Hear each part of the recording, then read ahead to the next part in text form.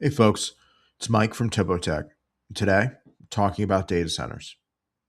I, for one, had no idea that there are as many as 5,000 data centers in the United States right now. What's even crazier is every single one of them is generating more heat than a bakery with every oven turned on at once. First, we have to get on the same page about something. When we talk about a computer chip, there are two completely different numbers in play. One is temperature, how hot the surface actually is. As a reference point, a chip can easily run around 185 degrees Fahrenheit.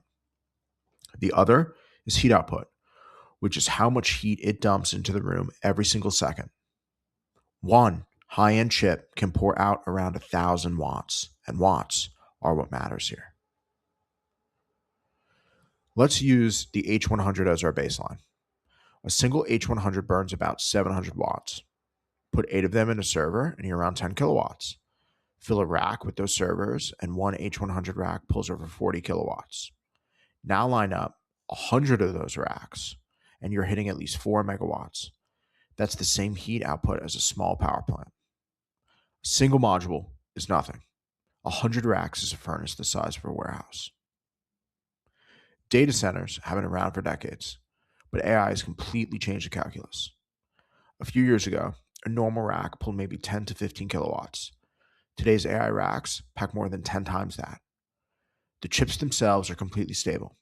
Temperature has barely moved, but there's far more of them working far harder crammed into the same square tile. Same footprint, 10 times the heat piling into the same spot. What you end up with are thousands of these chips, packed shoulder to shoulder, running full blast all day, every day, with barely any space between them. If it's hot enough for long enough, the chips will slow down to protect themselves. That drop in performance is a critical risk to the hospitals, banks, businesses, and governments relying on this infrastructure.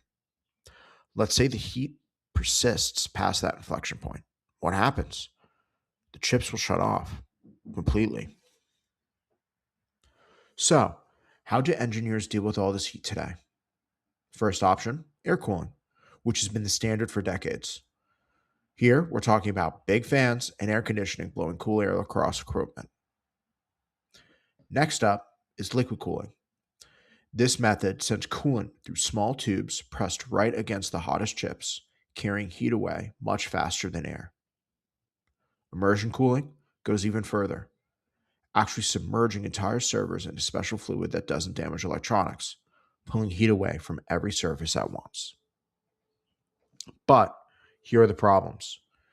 Air cooling has a hard ceiling. Air can only carry away so much heat before you need windstorm level fans just to keep up, and today's AI racks blow right past that limit. Next, liquid cooling, but it means running coolant lines full of liquid inches away from sensitive electronics. If something leaks, that's a very expensive problem. Finally, we have immersion cooling. While powerful, it is still expensive and hard to retrofit into buildings. You can see why engineers are being forced to redesign entire spaces just to keep up with how much heat today's AI chips create. Heat leaving a chip is like a crowd leaving a stadium.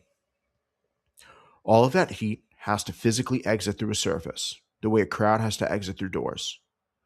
If heat is made faster than it can get out, it piles up inside and the chip throttles or dies.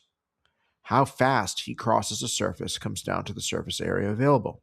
That's the doors. A stadium with 4 doors empties slowly. The same stadium with 40 doors empties fast, even though the crowd is identical. Where a chip meets a cold plate, that crossing point is the bottleneck. A flat, polished surface is the 4-door stadium. Heat can only cross where hot metal actually touches cool liquid. Topo-Tec's laser surface modification creates more doors across the same footprint. We're not pushing the heat harder, we're giving it more ways to get out.